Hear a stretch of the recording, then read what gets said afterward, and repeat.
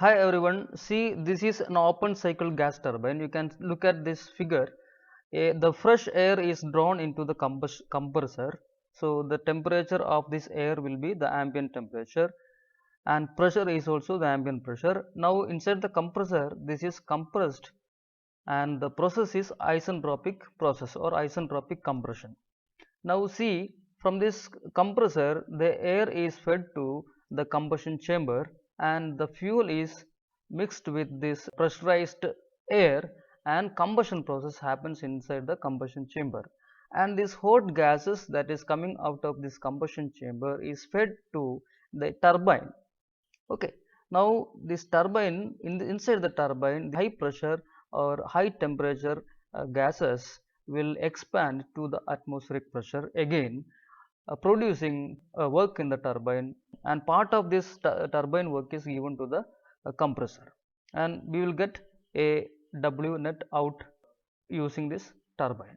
Now this is called as open cycle gas turbine because see, the fresh air is fed to the compressor and that does not complete a cycle, full cycle, and this air after combustion gases is given out or thrown out of the turbine to the ambient atmosphere.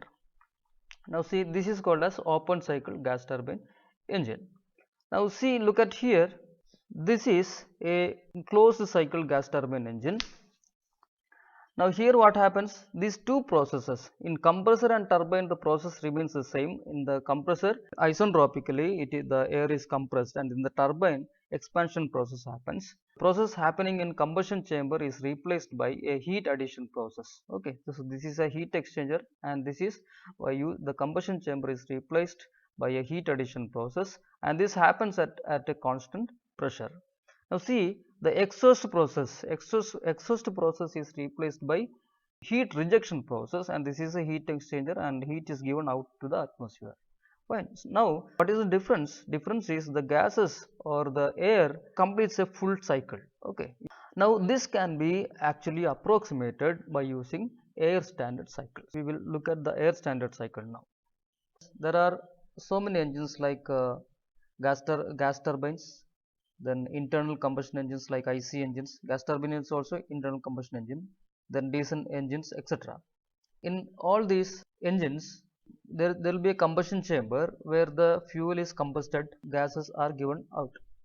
Air, basically the air is composed of nitrogen, which does not make any chemical reactions. So you can consider that as a air cycle. The working fluid is air, which continuously circulates in a closed loop and always behaves as an ideal gas. So normally what happens in internal combustion engines, it works on a mechanical cycle, not a thermodynamic cycle. Mechanical cycle means the piston returns to its initial position in each revolution. And this working fluid does not completely undergo a thermodynamic cycle because it is thrown out of the engine at every point in the cycle. Now we assume that the working fluid is air which continuously circulates in a closed loop and always behaves as an ideal gas, unlike the real engines. Now second point is all the processes that make up the cycle are internally reversible. Internally reversible means it is a very slow process, quasi-static process. There is no friction involved in between the fluid or between the surface of the system and the fluid. Okay, so it is internally reversible. Now the combustion process is replaced by a heat addition process from an external source. Here actually what happens, there will be fuel and that will burn. So that is the exact process. Here we assume that combustion process as a heat addition process from an external source. In the same way, exhaust process is also replaced by a heat rejection process that restores the working fluid to its initial state. So these are the air standard assumptions. So to reduce the complexity of the problem, we assume these standards. So remember that. Now we will see what is the thermal efficiency of the Brayton cycle under cold air standard assumptions. Eta Brayton, that is equal to W net by Q in. So whatever is the work output is W net, and whatever we give in. Thermal efficiency means whatever heat energy we give in to the system, how much of that energy is converted to work. Okay, so out of this, if suppose I am giving 100 kilojoule of energy and 100 kilojoule of energy is converted without any loss, it is converted to work, then it is called as 100% efficiency Brayton cycle. Just for an example I am telling. So suppose I am Q in, I am giving in heat of 100 kilojoule and I am getting the work output of 50 kilojoule, then it will be 1 by 2, which means it is of thermal efficiency 50%. Okay. Now what is this W net? W net is actually whatever heat that we have give in minus of whatever heat is taken out of the system. So the change of heat energy, change of heat transfer rate is equal to the W net, because by first law this heat energy is converted to work.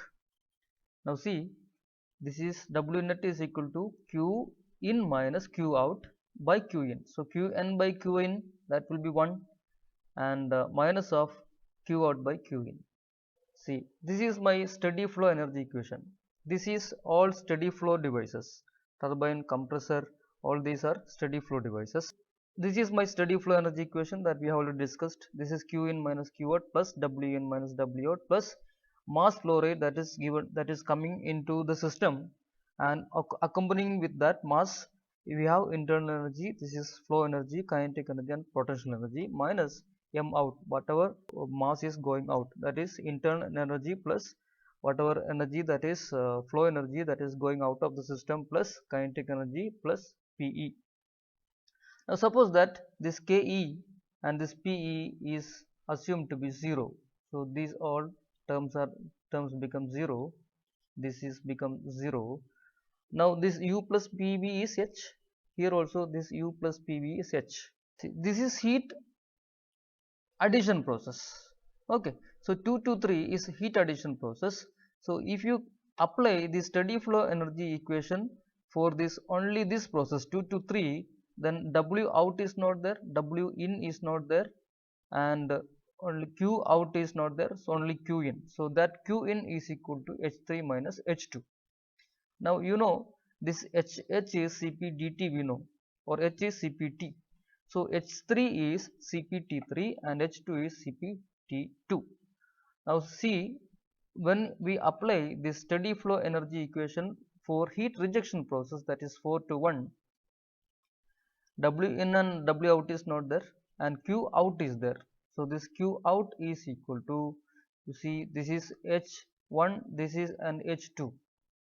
Okay, so this is Q out is equal to, it will go on the other side, one more term is there, this is dE system by dt. Steady flow energy equation device means the energy inside the control volume does not change with time, so this becomes actually 0. Okay, so minus Q out is equal to, this is H2, so this corresponds to, this value corresponds to H2, this is positive H2 minus H1, or this Q is equal to H1 minus H2. You don't worry about the signs here, because we take only positive signs. So see here, this is T3 minus T2 and we take here T4 minus T1, because T3 is at higher temperature and T4 is at higher temperature. So we get the positive values only here. We don't consider about the direction of that. Now Q out is equal to Cp T4 minus T1. Cp T4 minus T1, and this is 1 minus Q out by Q1. Substitute the Cp T3 minus T2 and Cp T4 minus T1 here. So Cp T4 minus T1 and Cp T3 minus T1 here. So we will go back to the slide.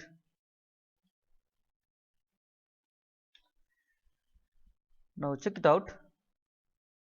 So 1 minus T4 minus T1 and T3 minus T2 is 1 minus, I take this T1, or Cp is constant here. I consider this as air standard cycle, and the Cp is considered to be constant, it does not change with the temperature.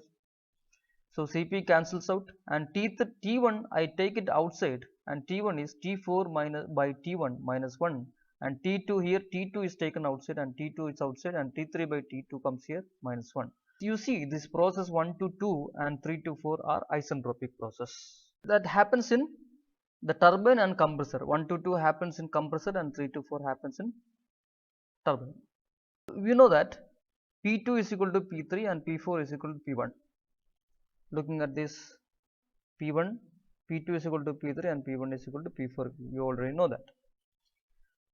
Now, T1 by T2 is equal to, we already know relation for an isentropic process. So, T1 by T2 is equal to P2 by P1 gamma minus 1 by gamma, and that is equal to P3 by P4. Why? Because P2 is equal to P3 and P1 is equal to P4, we already know, and that is all raised to gamma minus 1 by gamma, and that is equal to T3 by T4.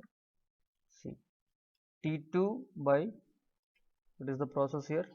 See, this is the process 1, 2, 3, 4, and these are Q in, this is Q out.